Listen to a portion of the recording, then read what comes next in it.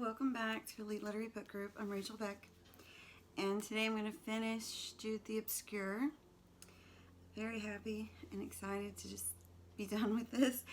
I know that if you have read the book and you've been watching these videos, you're going to have more than enough stuff to write for probably any essay they throw your way if you're doing the AP test. If not, and you're just here to learn, it's been quite a literary journey going through Jude the Obscure, and you should congratulate yourself because not a lot of people can get through it, even other English teachers, from what I understand. Okay, so chapter 8, part the 6, you see Jude is getting more ill all the time. You kind of have hints of this coming. And it says that he was sitting in an armchair before the fire and coughed, a good deal. And so whatever Arabella was thinking in remarrying Jude, she says even, I didn't bargain for this.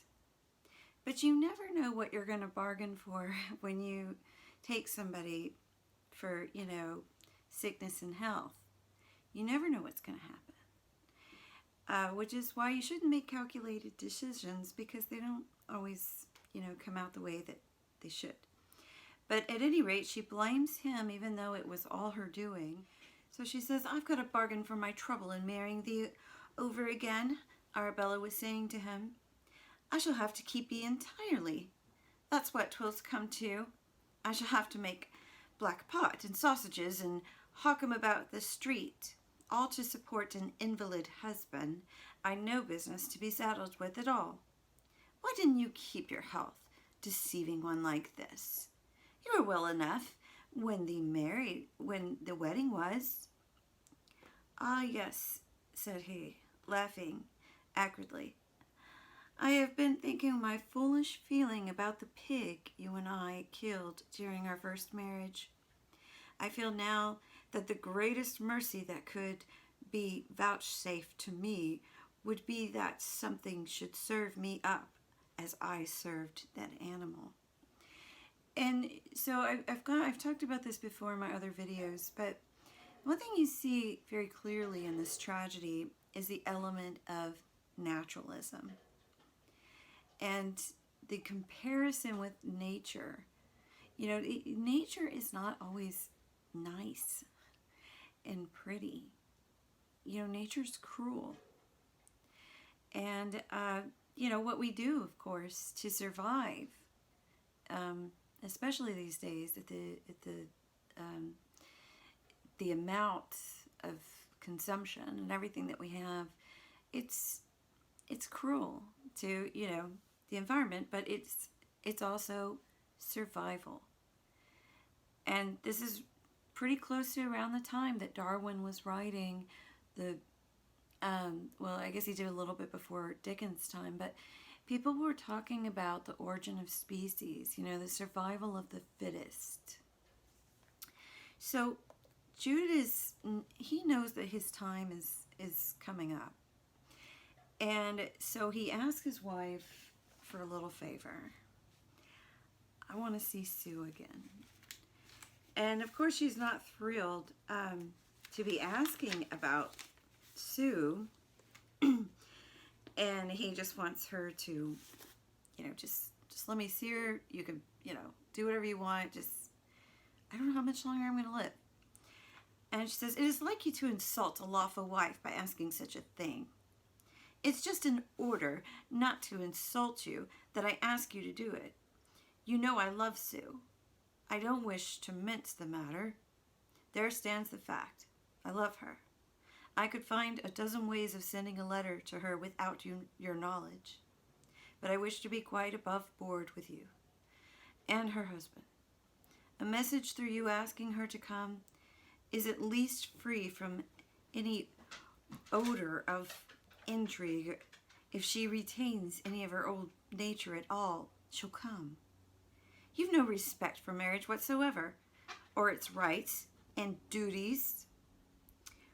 What does it matter what my opinions are? A wretch like me? Can it matter to anybody in the world who comes to see me for half an hour here with one foot in the grave? Come, please write. Arabella, he pleaded, repay my candor with a little generosity. And notice how she says it's your duty.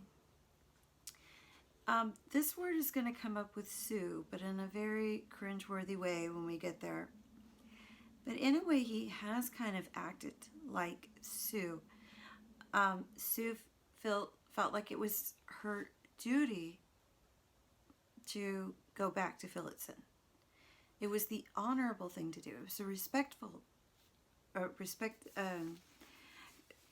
respectability, you know, just being able to conform to society a little bit and not be such an outcast.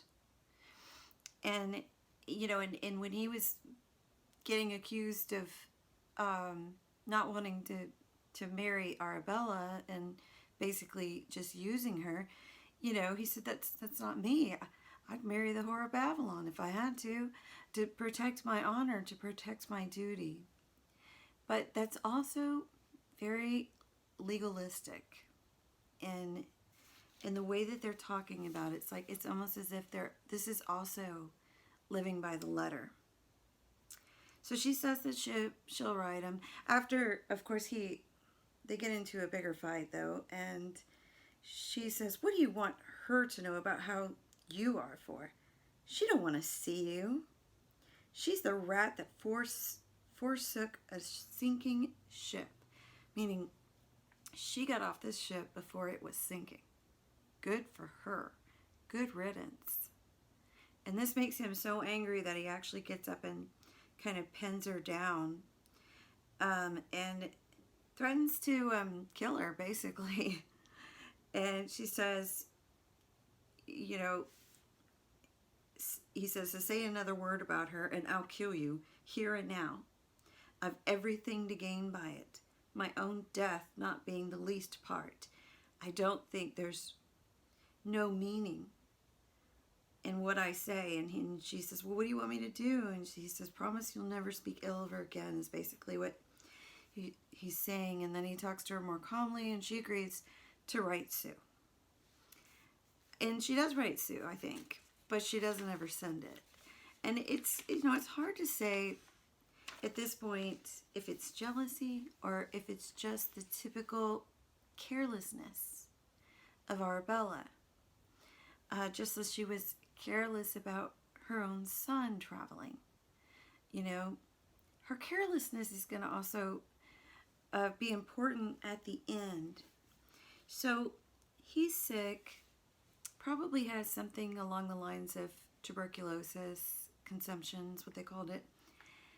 And it's storming outside, it's freezing rain, and the last thing he needs to do is to go out there, but he's determined that he's going to see Sue again. So he makes his way down to the schoolhouse, and he has a little boy go and ask for Sue. You know, probably gives him some money, says just run this errand for me, and ask her to meet me at the church. And so Sue doesn't really know who it is.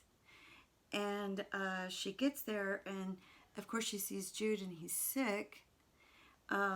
But she's, you know, a little bit taken back because she wasn't expecting. And she says, oh, I didn't think it was you. I didn't. Oh, Jude. A hysterical catch in her breath ended in a cessation of them.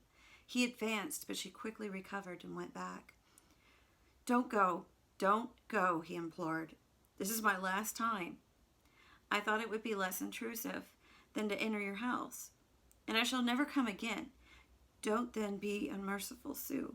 Sue, we are acting by the letter, and the letter killeth, which has been the theme, you know, and when authors do that, when they, you know, inscribe one quote, you know, of course it doesn't make any sense when you first look at it or read it, but it matters. It always matters. There's a really good reason.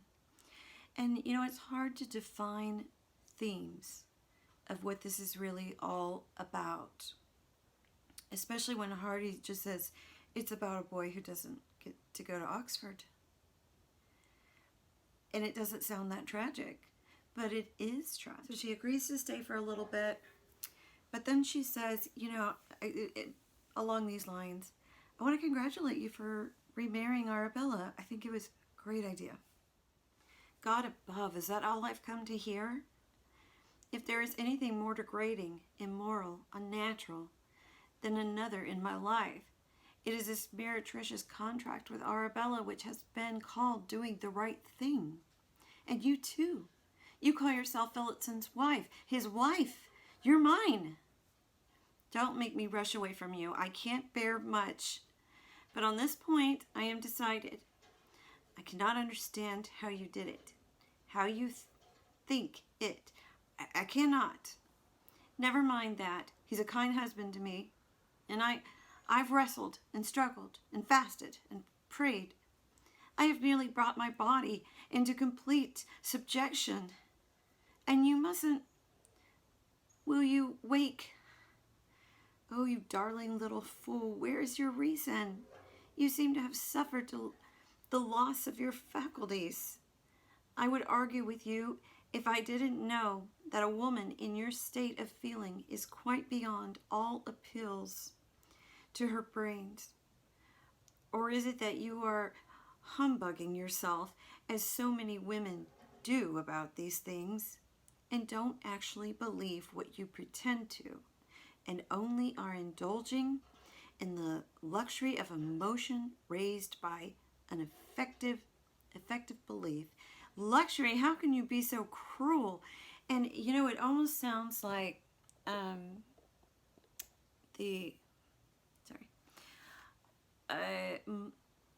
Karl Marx saying that religion is the opium of the people. You're just doing this emotional thing, going through the emotions, and in deep down you don't even really believe it. It's not doing any good for you. And so at any rate, they kind of have a moment where they're fighting, and then she's like, okay, I can't take it anymore, just kiss me. And so they kiss, and then of course she starts to feel bad. And she says that, Phillotson and her, it's just a church wedding. They've never actually made it any more than that. So it's been like it was, which is, we can assume, celibate. And so he says, if misery can know happiness, then, my happiness is now. This is my bliss. This is everything. But it's short-lived because it's Sue. And he makes a comment about, the memory of their little ones, their dead children that were, you and I. And these words start to make her go back to that, I'm wrong, I should be punished. I need penance. I've for the rest of her life, it's going to be this way. It triggers something in her that makes her extremely guilty, and then therefore, because of the guilt, legalistic. And that's why people become very legalistic. I think it's out of guilt. But there shouldn't be that guilt, There should be grace and forgiveness and all those other things. After the mention of the children, he writes that the words struck her like a blow, and she bent her head. I can't go on with this, she gasped presently. But there, darling, I give back your kisses. I do. And now I'll hate myself forever for my sin. No, let me make my last appeal. Listen to this. We've both remarried out of our senses. I was made drunk to do it. You were the same. I was gin drunk. You were creed drunk. Either form of intoxication takes away the nobler vision.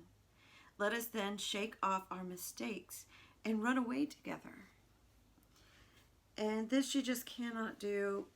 So she starts to tell him, why are you tempting me like this? Just for pity's sake, leave me alone. Let me go back to my boring husband and try to be a good wife. So he ends up, of course, trying to get back. The weather's bad. In the meantime, Arabella has noticed that he's left, and she wants to know where he is, and she finds him at the station at Christminster. And she says, "You've been to see her, haven't you?" And he says, "Yes, I have." And she, looks at him and is like, "You're going to kill yourself." And so she says, "You've done for yourself by this, young man," she said. "I don't know whether you know it." "Of course I do. I meant to do it for myself." "What, to commit suicide?" "Certainly."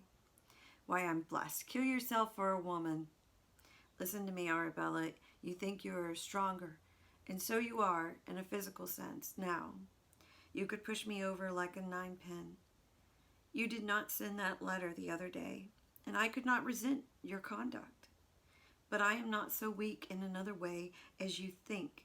I made up my mind that a man confined to his room by inflammation of the lungs, a fellow who had only 2 wishes left in the world, to see a particular woman and then to die, could nearly accomplish those 2 wishes at one stroke by taking this journey in the rain.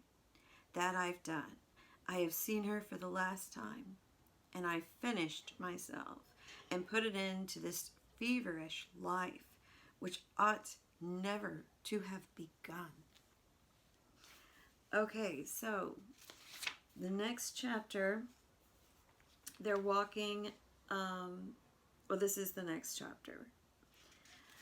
But as they're walking, he's in a way he's sort of seeing things, like he's seeing almost ghost, which goes back to like the beginning of the book, where he is dreaming about Christminster and having conversations with these people. But now he's starting to feel more like a ghost himself, which on one way that would make him equal. Because where are you when you're dead? I mean, that's the great equalizer. What happens after that? And, so he starts to feel, like kind of like a Ecclesiastes lament of everything that I worked for, everything that I wanted in life was just striving after the wind. And, he says, "Stupid fancies I see in a way, those spirits of the dead again, on this, my last walk, that I saw when I first walked here. What a curious chap you are. I seem to see them and almost hear them rustling, but I don't revere all of them as I did then. I don't believe in half of them.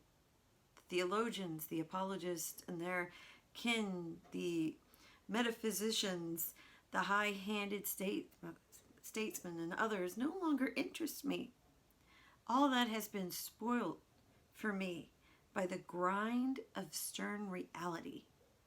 The expression of Jude's corpse-like face in the watery lamplight was indeed as if he saw people where there was nobody.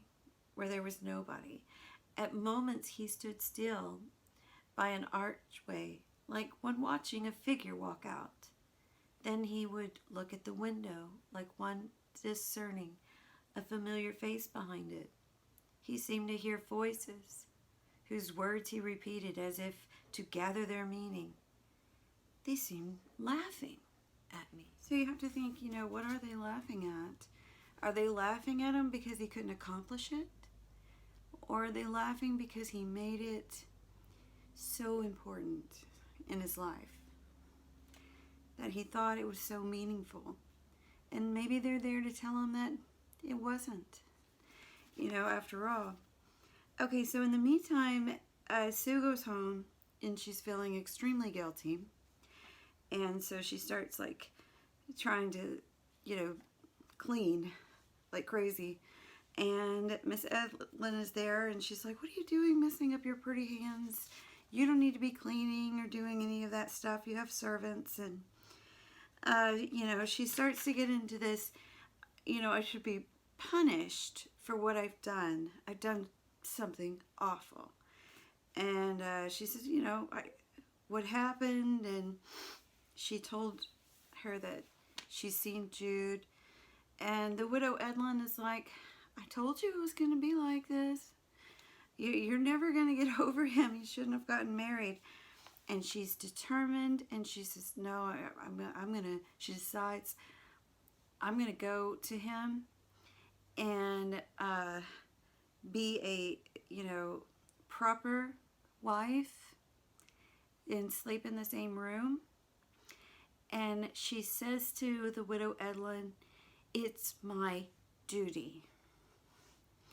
That's not a real romantic thing to think about as you're thinking you're going to, do something romantic with your husband. You're going, gosh, I have to.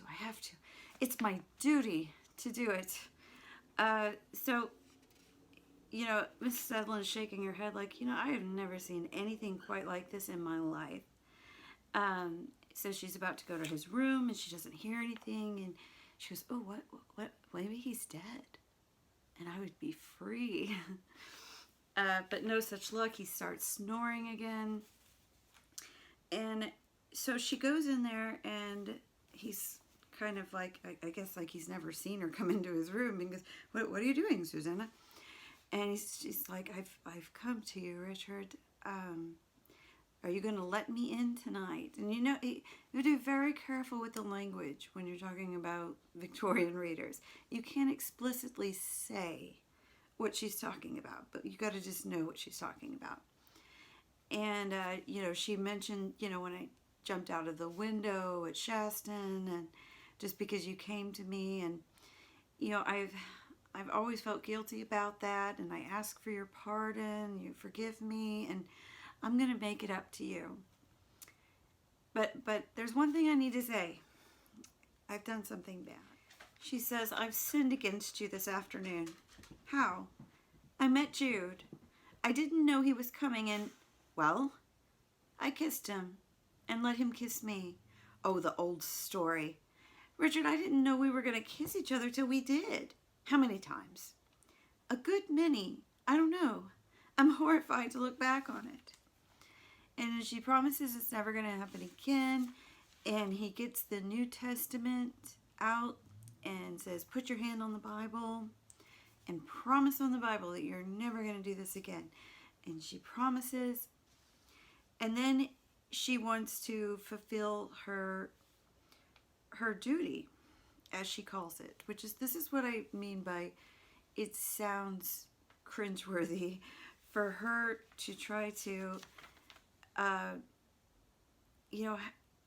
have sex when she doesn't want to, and he tries to get to her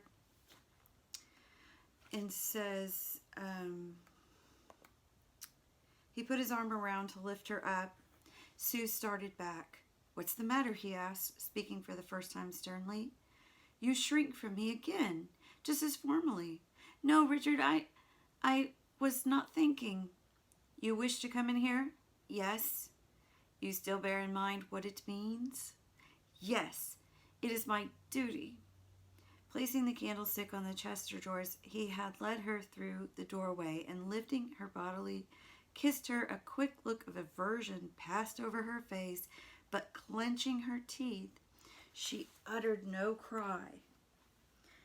And he said, are you sure you want to do this? And she said, yes. And, basically I have to.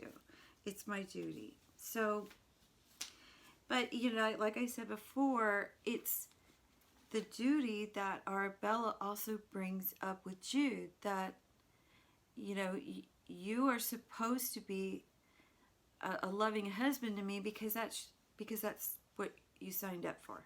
That's your duty. And now Arabella is not good to him at all. You see that she's very flirtatious, and you'll see that, of course, in the very last chapter, which I'm about to go over. But so back to Jude, his health is somewhat improved for about a sentence, and then after Christmas he was broke down again. So that's why I think he probably has something like tuberculosis or something that's not going to go away. It's not just a chill. And he knows that the end is coming.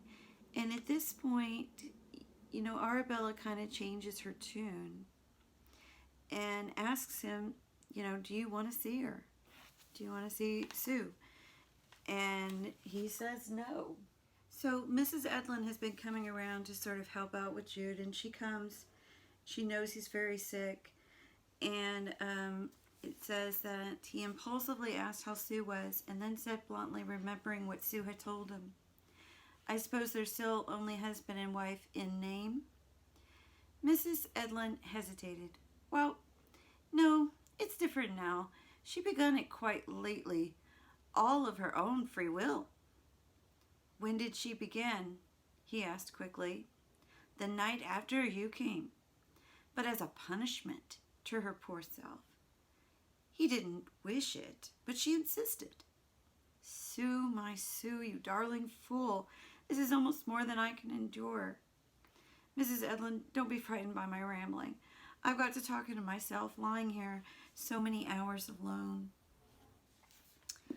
And so she talks to him for a little bit, and he starts to explain, you know, how this tragedy has opened his mind, but has narrowed her mind. And I've talked about that before, so I'm not really going to go into it.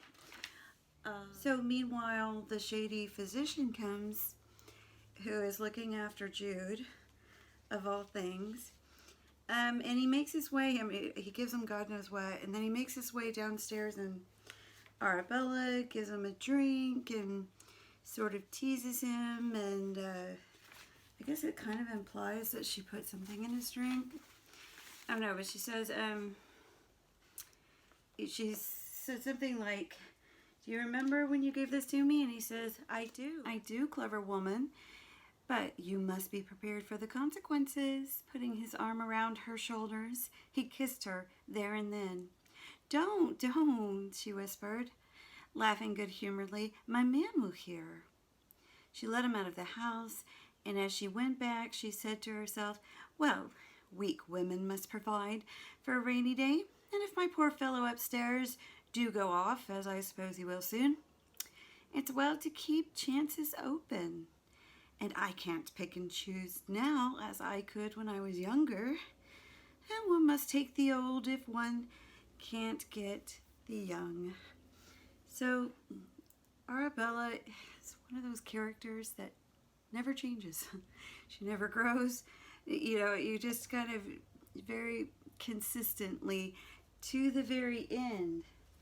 And that's also kind of what makes the ending tragic in the way that it is tragic, because as you get towards the end of the last part,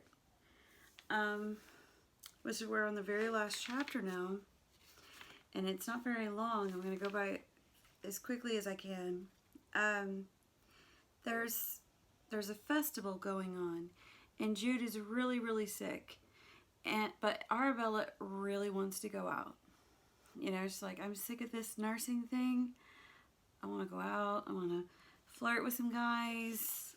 And so, you know, he's pretty much on his deathbed, and she asked her dad to come take care of him for a little while I have some fun. And the dad never shows up. So she decides, well, he's sleeping. I'll just leave him. And she leaves for the festivities. And Jude wakes up and murmurs, water, water. I need some water. And there's, of course, nobody there. And he calls out for Sue. And then Arabella. He's getting probably a little delirious at this point. And he just wants a drop. Just a drop of water. But nobody is there to give him anything. And you notice how he's asking for very little in life. And even at that point, nobody shows up for him. And so he starts to quote Job with parched lips, which we've seen Job before. But what's kind of ironic is the background. You have the hurrahs were repeated, drowning the faint organ notes as a celebration. Jude's face changed more. He whispered slowly, his parched lips scarcely moving. And these are verses from Job. Let the day perish wherein I was born, and the night in which it was said, there is man-child conceived. Hooray! In the background. Let the day be darkness. Let not God regard it from above, neither let the light shine upon it. Lo, let the night be solitary. Let no joy voice come from therein. Hooray! Why died I not from the womb? Why did I not give up the ghost when I came out of the belly? For now should I have lain still and been quiet. I should have slept and then have been at rest. Hooray! There's prisoners rest together. They hear not the voice of the oppressor. The small and the great are there, and the servant is free from his master. Wherefore is light given to him that is in misery, and life unto a bitter soul. So I think the contrast for Hardy is really important, mainly because it sort of adds to, number one is his pessimism about what people are really about in this world and what they really care about. You know, Arabella really just wants to please herself, you know, and think about how frivolous everything is in the face of death. If these people are having this great time, and it kind of just shows why Hardy has the reputation of being so pessimistic, because he does go to great lengths to show you that while this is happening, this other thing, there's this, you know, nonsense going on that's it really all about achievement and optimism. And yet this is what kills Jude, is that lack of equality. And that's why he's got to make it so tragic, because, you know, Hardy does have a point. He does have a point behind a boy who didn't get to go to Oxford. It was a boy who could have gone to Oxford. So meanwhile, Arabella's out there having a good time. Jude is dying. She's thinking, maybe I should go back home and check on him. And she does. So says, let me go in there and check on him really quick. She goes in there. She thinks maybe he's sleeping. She checks his pulse. His hand is cold. He's gone. He's dead. My battery keeps going low, and then my storage says, oh no, you can't finish. And I'm almost done. I'm seriously almost done. Anyways, she decides to go out anyway and leave him there. Nobody's going to know. So this is just a very typical Arabella in the comparison of things. And so when she does get back, then she immediately tells people, look, you know, my husband's dead. And the last people there is Arabella and the widow, Edlin. And she asks about, the widow asks, you know, did he ever want to see Sue? And Arabella said, no. And, you know, she asks, you know, how is Sue? And she says, well, you hardly recognize her. She's been really bad off. And she says, well, you know, if Jude had been alive to see her, he would hardly cared for her more, perhaps. That's what we don't know. Didn't he ever ask you to send for her since he came to see her in that strange way? No, quite the contrary. I offered to send, and he said I was not to let her know how ill he was. Did he forgive her? Not as I know. Well, poor little thing, 'tis to be believed she's found forgiveness somewhere. She said she had found peace. She may swear that on her knees to the Holy Cross upon her necklace till she's hoarse. But it won't be true, said Arabella. She's never found peace since she left his arms, and never will again till she's as he is now. And I just find it very interesting that Arabella has the last word in this.